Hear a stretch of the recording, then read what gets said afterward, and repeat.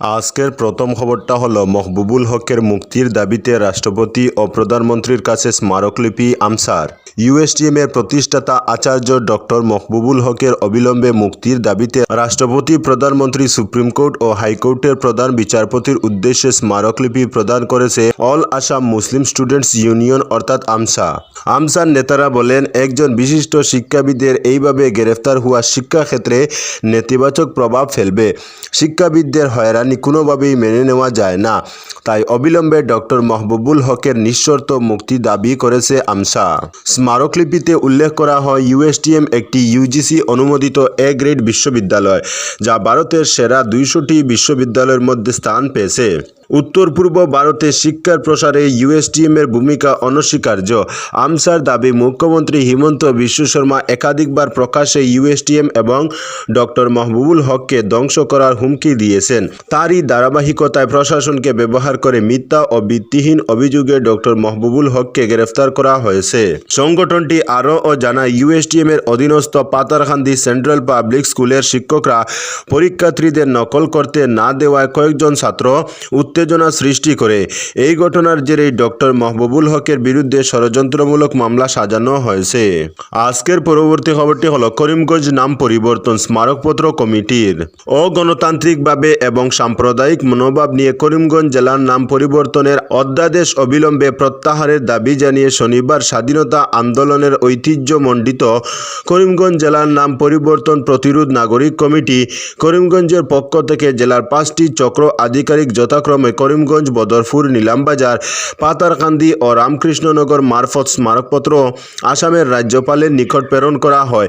এই কার্যসূচির অন্যতম অঙ্গ হিসাবে দুপুর 12:30টায় বদরপুর চক্র আধিকারিকের হাতে স্মারকপত্র তুলে দেন নাগরিক কমিটির কার্যকরী কমিটির অন্যতম সদস্য যথাক্রমে প্রবীর রঞ্জন নাথ, মইনুল হক, জাকারিয়া আহমেদ, নৃপেন্দ্রচন্দ্র দাস, আশিকুদ্দিন, সৈয়দ শাহাবুদ্দিন, হাবিব মুস্তফা আহমেদ, আব্দুল হালিম তাফাদার প্রমুখ।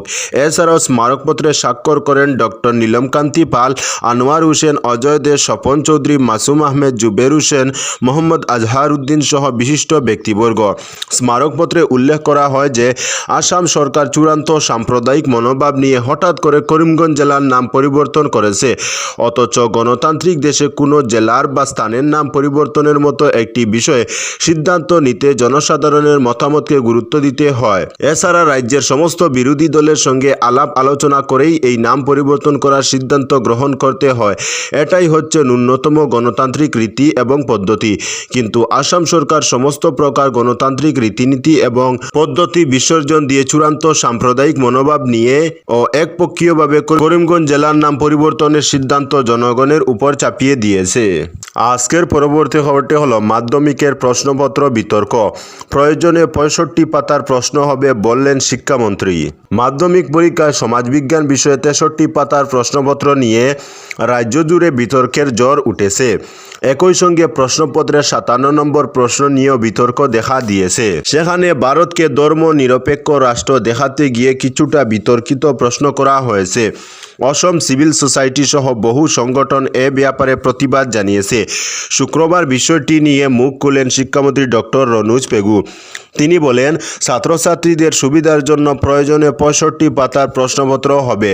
সংবিধান অনুযায়ী ভারত ধর্ম নিরপেক্ষ রাষ্ট্র এবং এটি ছাত্রছাত্রীদের জানানো প্রয়োজন।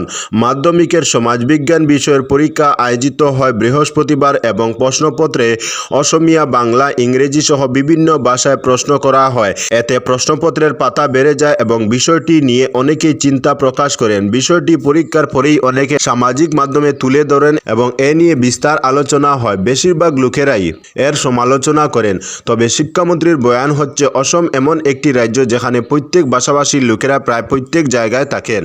তাদের সহাবস্থানকে পর্যাপ্ত সম্মান দিতেই এই সিদ্ধান্ত নেওয়া হয়েছে। তিনি বলেন, একটি ক্লাসরুমে বাঙালি, অসমিয়া, হিন্দিভাষী বা অন্যান্য যে কোনো ভাষায় কথা বলা ছাত্রছাত্রী থাকবে। লাগতে পারে।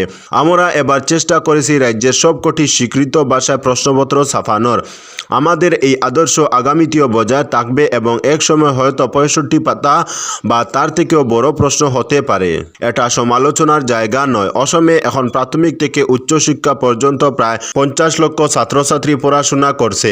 সমাজবিজ্ঞান পরীক্ষার 57 নম্বর প্রশ্নটি ছিল এমন: ধরা হোক সরকার ডাম্বুক নামের গ্রামে একটি চিকিৎসালয় স্থাপন করেছে। চিকিৎসালয়টিতে হিন্দু সকলকে বিনামূল্যে চিকিৎসা প্রদান করা হয়। অন্য ধর্মের লোকদের চিকিৎসার জন্য খরচ নিজেদের বহন করতে হয়।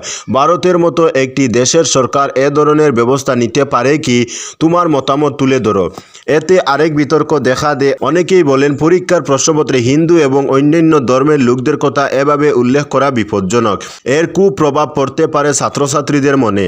সোসাইটির পক্ষ থেকে হাফিজ রশিদ আহমেদ চৌধুরী বলেন, অসমের সেবা বোর্ড একটি ঐতিহাসিক বোর্ড। তারা এ ধরনের প্রশ্ন ছাত্রছাত্রীদের হাতে তুলে দিচ্ছে, এটা আশ্চর্যের ব্যাপার। আজকের পরবর্তী খবরটি হলো আগামী মার্চের মধ্যে চালু হবে সোনাবাড়িঘাট বরাক সেতু, বললেন সুনাইয়ের বিধায়ক। আগামী বছরের শুরুতেই চালু হবে সোনাবাড়িঘাট বাইপাস সড়কের বরাক সেতু। শনিবার সেতুর কাজ পরিদর্শন করে একথা জানালেন সুনাইয়ের বিধায়ক করিমউদ্দিন বরবুইয়া।